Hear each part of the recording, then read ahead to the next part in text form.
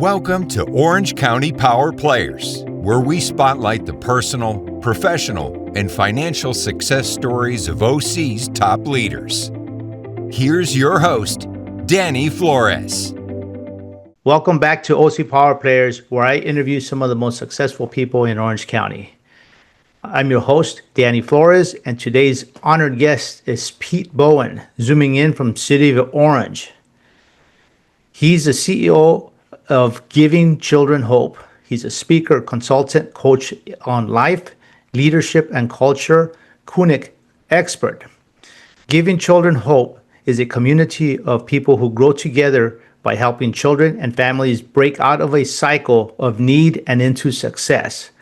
They provide food and household goods and the leadership, life skills, and education families needs, not to fish for themselves, but to build and lead a fishing company themselves. Welcome, Pete. Thank you. Appreciate you having me on. Absolutely. Happy to have you on. Tell us a little bit about how Giving Children Hope came about and how it helps the community. So I was a board member in Giving Children Hope, and for several years, and then in 2000, I've been retired out of the Marine Corps. I retired out as the CEO of Servite High School in Anaheim, and I was doing my consulting work with small to mid-range companies. And we lost the CEO at Giving Children Hope, so I was asked by the board to be interim CEO. And then the guy upstairs told me I had to apply for the position, so I did that and got the position 4 years ago. I was happy in my consulting business and not looking for anything else. But the guy upstairs knows better, so I respond to that. Giving Children Hope, we do three main things. We help people out of poverty, number one, by providing food. So we have every week, 50 weeks a year, we have a Friday morning food distribution in Buena Park. We serve about 350 families. A second thing we do is we receive 10 to 15 truckloads of Costco and Amazon returns every month. So we have a warehouse where we work with other nonprofits. They can come in, they can, in a sense, shop for anything you can get at Amazon, from surfboards to couches to furniture. I mean, anything you can get at Amazon, we have, or at Costco, I'm sorry. And so they shop for that. They pay a handling fee, but then they make sure it goes for free to people in need. And then the last thing we do is the fastest way out of poverty. A lot of people think it's education. Having been long involved in the education world, I certainly appreciate it and think it's really important. But really, the fastest way out of poverty is good leadership. And so I've got client companies that have workers making $160,000, $170,000 a year without a high school diploma because they're good leaders. And good leaders, we're really bad at leadership, and good leaders are really hard to find. And when I say we're bad at leadership, we're deeply dysfunctional. And so that's on the consulting side. I help companies develop leadership and organizational culture that gets the max commitment and the max performance out of their people. Now, you're developing these leaders out of the group of people that you're helping? Sure. So we have mothers and families who have gone through the food program, right? And so they had food, and then we've invited them into classes on financial leadership, habit development, and then deeper versions of leadership. Some of them come on to Giving Children Hope. They can build their leadership skill sets in their resume by working up a leadership ladder from follower to a team lead to a program lead, where they're under supervision, but we can document exactly not just what they've learned, but how well they've practiced that. So it's an active coaching program for them. And a number of them have gone from living in their cars to having full-time jobs, saving money to get better housing, buy cars, send their kids to grad school, that kind of thing. So education's great. Leadership is more powerful. In fact, knowing how to lead yourself is the key to getting a good education, right? Right, because you can tell yourself what you have to do to make that transition. And so I'll share something that I've been doing lately with a lot of CEOs and groups of CEOs and business owners.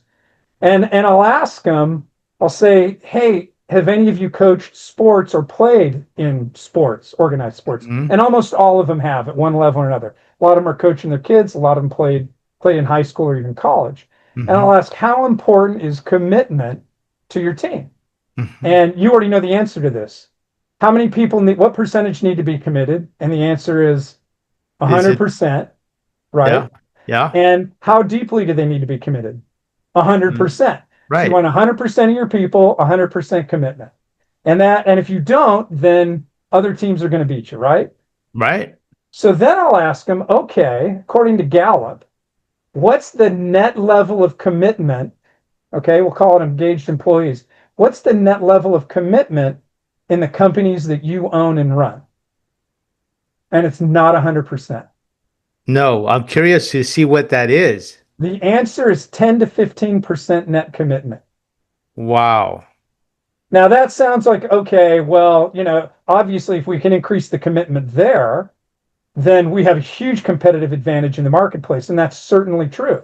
But what Right. does that look like in the real world? And here's the math. If the math is that 30% of your people, maybe 35, somewhere in there are all in. They're highly engaged. They're percent are just there for the job. You get the commitment you pay for, right? It's a transactional relationship. And then, unlike a sports team, 20% of your people are burning your place down from the inside. They're actively sabotaging the work there. Gossip, poor performance, undermining authority, all of that, right? So 30 at the top end minus 20 at the bottom end is 10, if you want to be really good, 15% level of commitment, right? Net Mhm. commitment. Now, here's the math.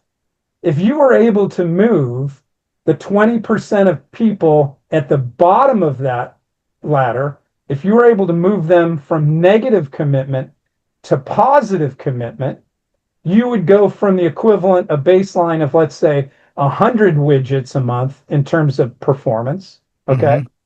to 300 to 600 widgets a month in performance just by getting the bottom 20% to join the middle 50. That's massive. That's massive, massive. So, do you understand why I say that the way we do leadership is entirely dysfunctional? Yes. So, the magic is this, there's a history to this. My background's in intellectual history, but the key is getting the commitment from the people. And the key for people to get the commitment is that everything your business does it shouldn't be a public private relationship. We've been taught in America, we've been taught in the West that there's a public side of your life and the private side of your life. And that's a historic anomaly that happens in the Western civilization over the last 500 or 600 years. Everywhere else in the world, all throughout time, it's just you have life and work is part of your life. So the kinds of relationships we have on the sports teams and we have in the military, we're all in for each other because we're Mhm. totally committed to each other and achieving the target. And in nonprofits, it's higher than 70, it's higher than 30, 50, 20, but it's Mhm. not a whole lot higher necessarily. So how do you get people all in? And the answer is love, right? The more people trust you, the more they're Mhm. all in. So they have to trust your wisdom, the knowledge you get, knowledge about things, but mostly knowledge from experience. They have to know that you love them. The more they know you love them, like agape love, self Mhm. sacrificial love gets full commitment. And the third thing they need to know is that you get results, right? You close the deal, you manage the property correctly, you make the PK at the game, and at home, you change the baby's diapers. So life is all about relationships. Nothing else matters in life but relationships. And so in life, all you have to do is three things: build really strong, high trust relationships by becoming wise, loving, and getting results. And those are all habit patterns. And so if you do that and you get people to join you that trust you, you get the commitment. And they're all in because everything they do at work, every time they practice love at work, it makes them a more loving spouse. a better spouse, a Right. more loving parent, right? And so when you're raising your kids, it's pretty straightforward. Hey, happiness and success. The happiness thing comes from the Harvard study on adult development. Happiness in life comes from good relationships, period. So happiness and success, if your clients trust you, you get more business. If your people are committed, you get much more productivity. You put those together, you're going to wipe the floor with the competition. Happiness and success come from good relationships, period. So if you have a workspace where everybody's becoming good people by participating in that, not only will you get fantastic commitment, not only will you get much better productivity, but people will line up to come work with you because the work's fulfilling. And your retention will go way up because people will stay there as long as they, have a reasonable lifestyle. That's the deal. So yeah, that's what we focus on. That's what we teach the parents. And so it wipes out when they engage that, it completely wipes out the fact that, you went to Harvard Business School. Because Yeah. Harvard Business School is going to tell you that life in business is all about transactional relationships. And here's Right. your job, your responsibilities, and here's your Right. paycheck, and stop whining. And I'll go That, straight for your people, and I'll get all the committed ones, and I'll bring them over to my place, and they'll have a great time. And that's what we do. Literally, that's how we run Giving Children Hope. I've got a fantastic staff who are all in. And go talk to any of them. I got almost 20 people on the staff. I've got fantastic program and fundraising directors and things like that could make more money, a lot more money elsewhere, but are learning how to coach up because they want to be future CEOs. So I'm teaching them how to do that. Everything from how to run a board to all the HR stuff you got to worry about. And I do that because I love them. They're my people. that's really cool because that gives, and these are people that were potentially living on the street, were Some impoverished, of them. Now right? some of my staff came out of, one of my directors lived in the master bedroom with her three brothers, mom and dad, because they had to rent out the rest of the house in order to pay the mortgage, right? And then over Mm-hmm. time, they worked their way up where they didn't have to rent it anymore. Now the parents have 5 properties, right? I mean, but Amazing. but that's the deal, and it's I keep doing it because it's fulfilling to me, right? These are my people. I Yeah. love them. Now, you talked about the 20% that were negative contributors, the gossipers. Oh yeah. Can you really change a person, or you make the effort and maybe sometimes you can't and you basically have to ask them to leave? Does that happen? So how does that work on a sports team? You get benched? Well, on a sports team, once you get the culture running and it's tight, and the culture is like we're all in for each other, we're positive, we're solutions oriented, not negative, and I can't do that because, right? Right, And right. and you're going out of your way to help your fellow teammates. And the people who don't get on board with that, they stand out like sore thumbs, right? Mm-hmm. And even if it's your best friend, you're going to go, hey, Bobby, hey, Betty, come on board. We really want you to be part of this. It's awesome. And if they don't self-select on board, they'll leave. They don't want to be around it. So 4 months in, after I took over, my warehouse manager and assistant manager came to me and said, we have to fire Mike. And I said, well, Mm-hmm. Mike's like a good friend. You eat lunch with him every day. I think you go on vacations with him. I think you're godparents to each other's kids. And now you're telling me we need to fire Mike? And their answer was, Mm-hmm. yeah, he's not on board. And then we brought Mike in, and Mike pretty much said, you know what? I just don't feel comfortable here. And he didn't mean it because we were harassing him or doing any of that. It's just Right. he wasn't ready to do it and he felt uncomfortable. And we've had that happen several times. I've fired one or two people. They almost always self-select out. And the rest of the team is bringing Yeah. in people. Like we just hired a marketing director, and number one on our list is they have to be all in. It's attitude. They're all in, solutions oriented, positive people, and they're hungry, right? And number Right. two, they have to love. In other words, they can't hunker down. They have to go out and seek ways to help everybody else. And number three, okay, show me your resume. I never flew an airplane before I became a Marine. The Marine Corps just cared whether I could lead people under pressure. Once I passed that test, I got a commission in the Marine Corps. Then they sent me out to learn how to fly the most difficult airplane in the world. So I'll take somebody who's hungry, because that hungry person is going to drive the culture, and the person who's got a great resume but isn't hungry is going to drag the culture backwards. So you hire for attitude, not for skill. That's right. They have to be able to pick up the skill set in a reasonable amount of time, right? Mm-hmm.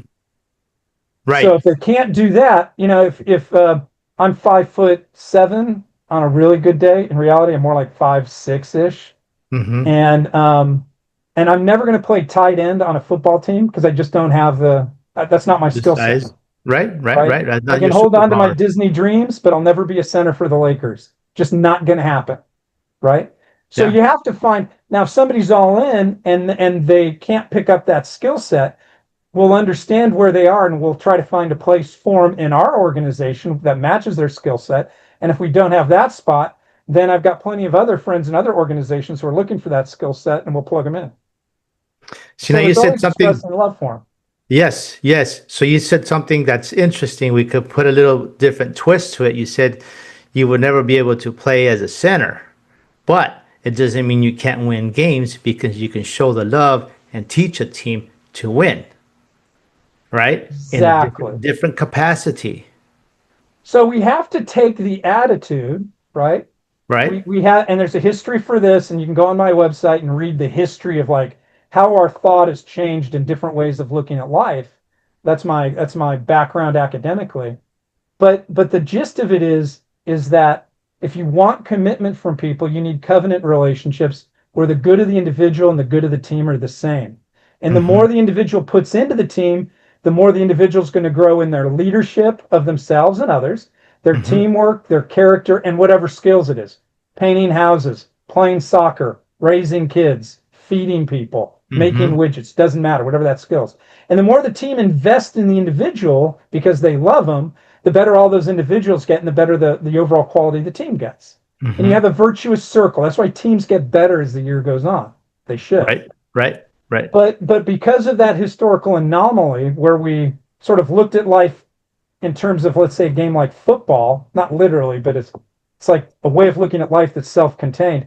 And now we right, switched it to a basketball metaphor where we use the same words, but we mean very different things. right, Now we switch social contract theory. You remember back to your poli-sci class, Hobbes and Locke and Rousseau, right. right? The religious wars in Europe, Yeah, state of nature, radically free individuals. We can do whatever we want. We have the freedom to do that, but we don't have security. So we give up some of our freedom to form a government that gives us security. But now you're in transactional relationships. And so the company wants more money, or excuse me, more work for less money, and the correct. individual wants more money Money for for less work. less work. And so it's by definition the lowest trust, lowest performance relationship that you can have. It's not covenant Right, relationship beats it every time because it gets commitment. This one's transactional. There's a third one that's power based. That's another conversation.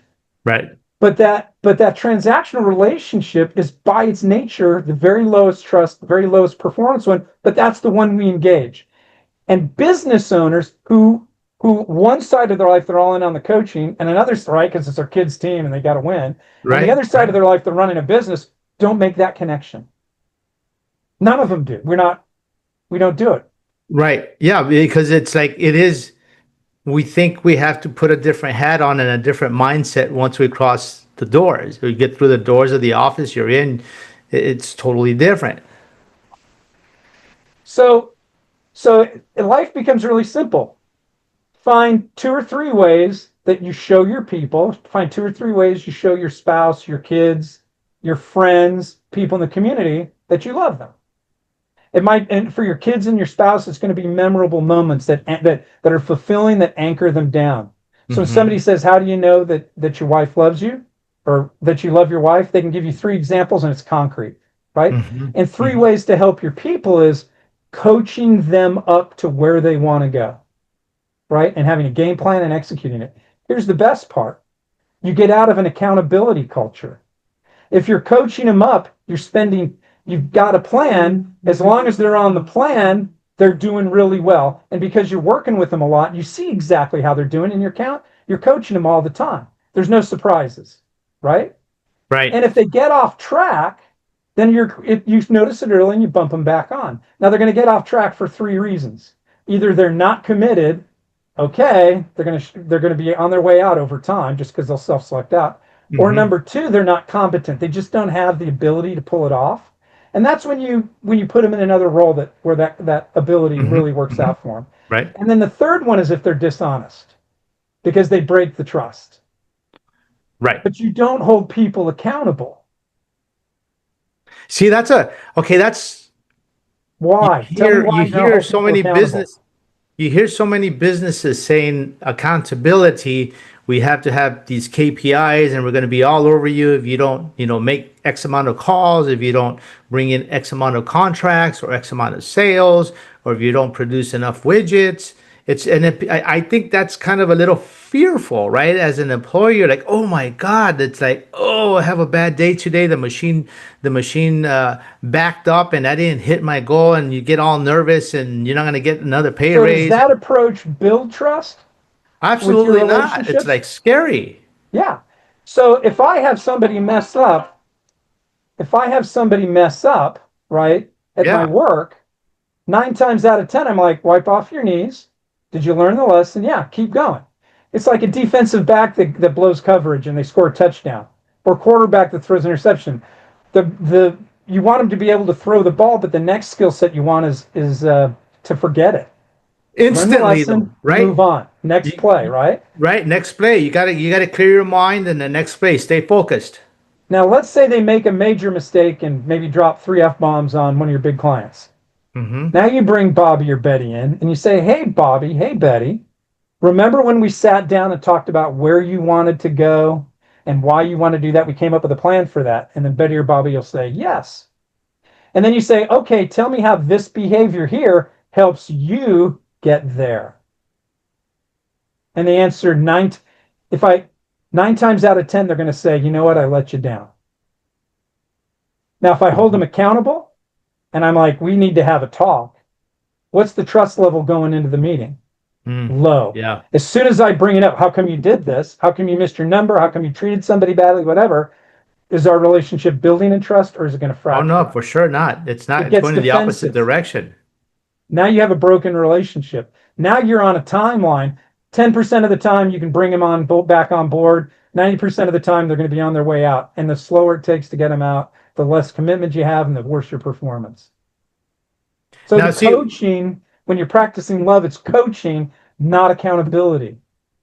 Right. And one of the important, like a super important thing that you mentioned is, where do they want to go? Yeah. Not everybody's motivated by money, they want to move from 60,000 to 70,000 a year, or to 100 or 150, or you got to find that out, right? What's motivating you? How can I reward you? What do you need? But all people deep down, here's another kicker. We're all human beings. At conception, right? When you're a zygote, you're not even you haven't even split. You're at conception, you're a zygote, a single cell eukaryote, complex organism. All of your potential is already there in your DNA. All of it. Your height, all that other stuff. Now, environmental factors, nutrition are going to affect all that, right?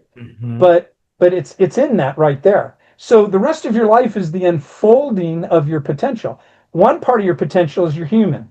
And all human beings, all of them, through time and history and across culture, all human beings find fulfillment and happiness in good, high-trust relationships. The Harvard study calls it love, period, end stop. So that's where we all thrive. We all die in loneliness, right? Literally, we die.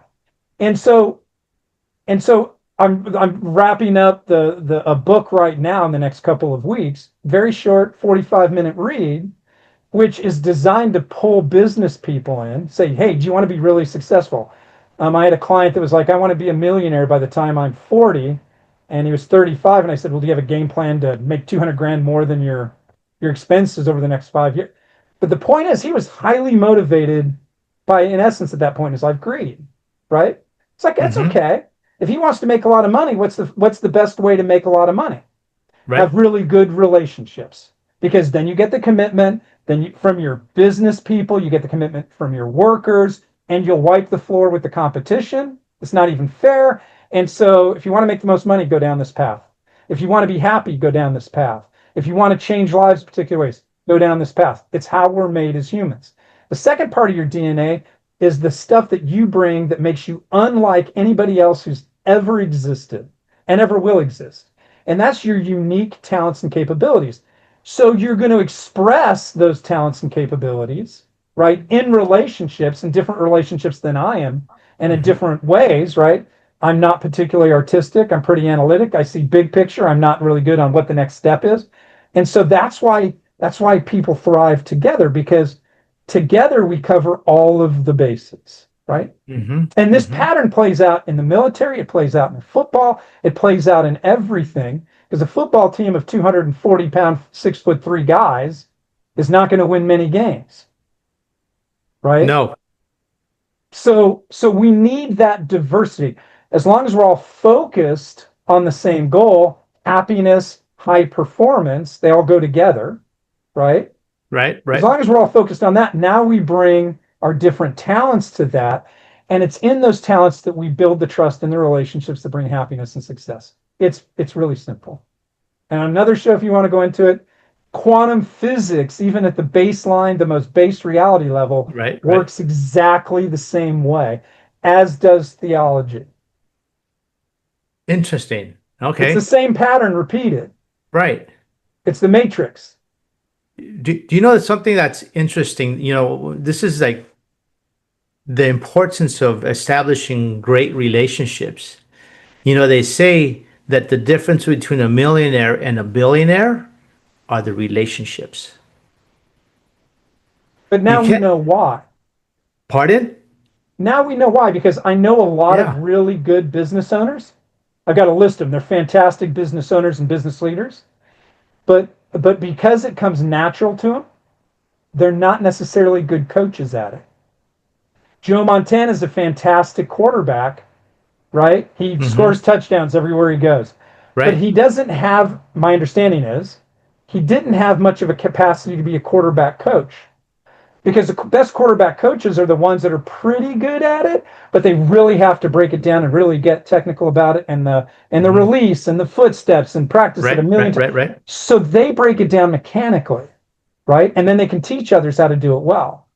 So a lot of the best business owners, yeah, they have good relationships. Yeah, it works, but they have problems handing that down to their kids or on to other people, because they don't know why it works, and they're not in a position to break it down and analyze it and teach it to others. And so that's what my forte is, to help them understand that, and then organize the culture around that in a way that it's self-sustaining, So right? give us and you don't have to mention any names, but give us a success story of somebody that you took from their own reaching their own capacity, and then you teaching them and really being able to level up because you've given them those additional skills. Um, um, a manager, part of the leadership team at a $300 million company, but was grading on everybody on the leadership team. Mm-hmm. And so worked with him using this, I call it covenant leadership, Mm-hmm. working on this covenant leadership process, where he really started a habit pattern of seeking wisdom about himself, about life, about relationships. He sought Mm-hmm. wisdom about the business area he was in, and like Mm-hmm. how that works, right? Right. He sought wisdom about leadership and management, which are two different things. Mm-hmm. And as he did that, part of that is self-reflective. You have to lead yourself. And Mm-hmm. so we would go through that, and he decided to do journaling, which is really good because you're reflecting at the end of the day. And he journaled in the third person. And it was amazing to hear him read today his journal from 3 days ago. And Mm-hmm. he's like, boy, I was such a turd. There's Right. better, that's not the word he used, To but put it nicely, yes. and so he moved way up in terms of building intentionally and step by step building really strong relationships with the rest of the leadership team. He learned how people think. So if you have a boss who's an intuitive thinker, they're rare in business, but like a CEO who's an intuitive thinker, and you come at him with here's the three reasons why you should do this, you're going to miss. Mm-hmm. So you need to understand those kinds of dynamics too. And so we worked through that, and then he ended up becoming much more successful. His team, he was able to pull several people on his team, get some disaffected people on his team that he was able to use this and include them in ways, right? Mm-hmm. We've all heard it, like people need to have ownership over things and all of that. And there's a list of probably 150, 200 tips that you're supposed to follow to do that, right? If you Right. go to inc.com, I think I recorded I was getting 4,300 tips a year on how to be a better leader. Well, nobody can do all that. But if you understand the underlying pattern and you keep it simple, and it's the same thing you do in your personal life as you do in your family life as you do at your work, it's all the same thing, then that's who you become and you naturally build those relationships. And that's what we did with them. 90% of mergers fail, right? Mm-hmm. So Right. helped out in a merger, two companies. Um, they're in the 400 million-ish kind of range each. Mm-hmm. Uh, 3 years before they were supposed to merge, the last day of an 8-month process to merge them, one of them pulled the plug. Oh, Went dang. over very poorly. 3 years after that, they were merged. They were told you will merge, but the company A and company B, company A thought B was soft and underperforming, and Mm-hmm. B thought A was a bunch of money grubbers who didn't care for their people. So Mm-hmm. it was a poisonous merger potentially, Yeah. right? So we we we did in-depth interviews with 70 or 80 key people in both companies. And by in-depth, I mean 2-hour interviews. Mm-hmm. Right. And through the process of all of that, we we brought them together and they didn't lose any person they wanted to keep. They kept everybody and it was a successful merger. And in fact, the company didn't step back. The company stepped forward from the combined above that and became much more successful. Their conglomerate owner thinks they're the number one, company in that sector in there. And I mean, this is a very large international business, number one in that sector. And so they've been exceedingly successful.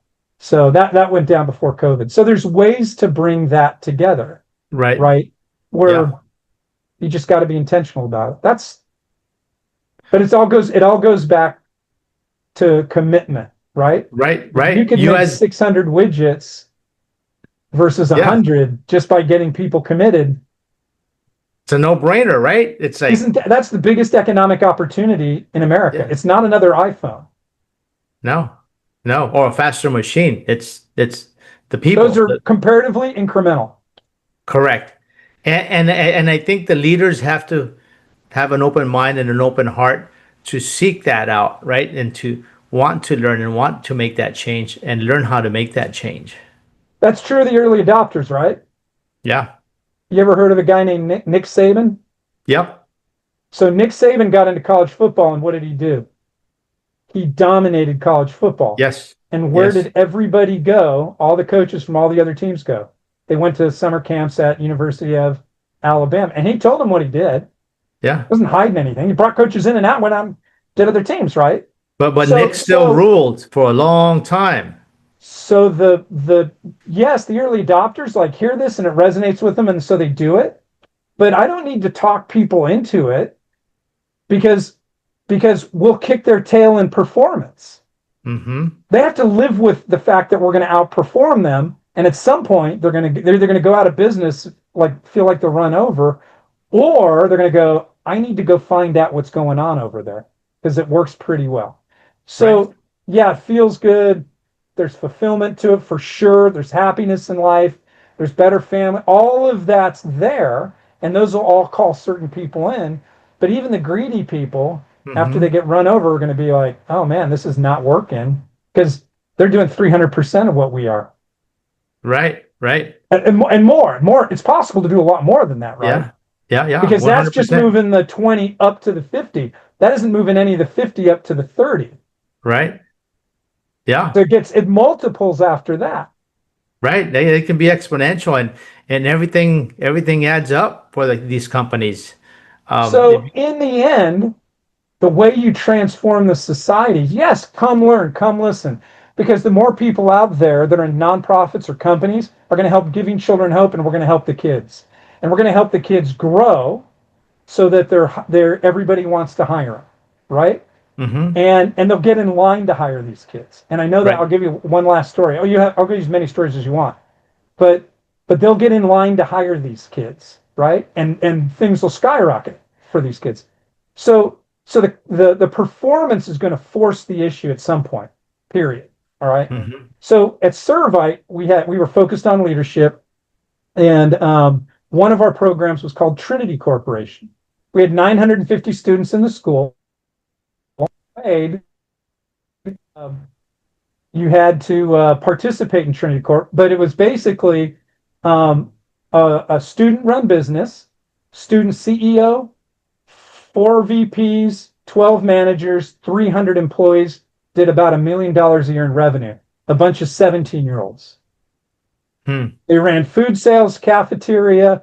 We did about $500,000 in retail gear sales, like Servite clothing, right? They figured out at Anaheim Stadium around 2010 that when Servite plays Modern Day, we're going to get 25,000 people there, and we'll go out in the parking lot with golf carts. We'll Wi-Fi wire the parking lot because you couldn't get Wi-Fi out there then, and we'll have credit card readers, and we'll hang the gear on the carts, and we'll drive by the tailgaters and get the celebrating alumni to buy the gear, and then we'll track who got there first, so we can go back to that. Right? They figured this out. They're high school kids, and I watched business owners of $100 million companies. These would fight for these kids for internships in the summer. Right? Colleges gave them big scholarships. They were running $1 million business. And then they typically got offer dinners the summer between sophomore and junior year, because the businesses were fighting for them. So these CEOs are sitting down, the owners, like, hey, I'm going to be the first one to offer you. And so it works, right? They line up for them. Yeah. Right? You already know all this. We just have to get aligned to covenant leadership and covenant relationships instead of contractual transactional relationships. Right. That's amazing. That's amazing, Pete. That's like great stories. The ability for the change that creates this great success. So as we wrap up our interview, what do the next 6 to 12 months look like for you? So here's a couple things. Number one, we build a great relationship with Toys for Tots. So we have about 150 to 180,000 high quality toys, right? Mm-hmm. Probably average retail price $60, $70 average. And we want to use those in conjunction with Toys for Tots. We want to use those to drive literacy, right? Mm-hmm. So it turns out that if you're in third grade and you're at the third grade reading level, your academic trajectory, your life trajectory is way different than if you're not. And we're in the 20, 30 percentiles in a lot of our school districts. Mm-hmm. So we're going to be using these toys to support local school districts. Mm-hmm. Mm-hmm. Kids read books, earn toys. So we're putting in a pilot program for this fall. We're doing it with some of the Anaheim Public Libraries when we're doing it over the summer, but that's one of them. People can sponsor a toy for a kid for $5. And the kids can probably earn up to 6 toys if they really go get the books and read them out.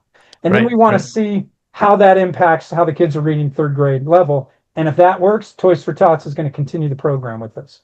Practical, simple leadership. We're looking for sponsors of that. Little ones at $5 a toy. We're looking for corporate sponsors that really believe in something like that and want to invest $25,000, $50,000. We're also working on getting a leadership program for students off the ground. We run a very lean ship. We have a warehouse and everything over in Buena Park. People can come volunteer, givingchildrenhope.org. And so we're trying to get the resources to be able to put into place a formation leadership program for high school kids at disadvantaged schools. Because again, fastest way out of poverty, right? And we know that when we get that off the ground, we're going to have the businesses line up to take these kids, the colleges line up after that. But we've had to bootstrap over the last 3 years that I've been there, and we're stable, we're solid, we're a professional organization, and that's where we're going. And we just happen to be a nonprofit, but we're a business, right? So we have to run just like a business does. We just don't own it. I don't make a profit personally, and we don't pay tax. That's the only difference. So that's what those are our two big goals. That's awesome, Pete. And thanks so much for your insight and all the stories you shared. And if somebody who's listening to us, how could they get a hold of you if they want to get involved in some way or another? So I'll give you two email addresses. The first one is they're both first email. The beginning of the email address is the same. First initial, last name, PBOWEN, P Bowen, at PeteBowen.net. So my first name, last name, .net. Or for Giving Children Hope, gchope.org, right? Yeah. And so givingchildrenhope.org is the nonprofit website. PeteBowen.net is my consulting, the other website. Happy to talk to anybody anywhere. Happy to talk with you. Thanks for what you're doing for people out there in the business world looking to get better at what they're doing. Appreciate it, especially in Orange County. Thank you. Absolutely. Thank you so much, Pete. Thank you for coming on and sharing your story. And to our listeners, please go to ocpowerplayers.com and follow us on your favorite channel. Thank you, Pete. All right. Thank you. Take care. Thanks for listening to Orange County Power Players. Want to share your success story? Apply to be a guest at ocpowerplayers.com/guest.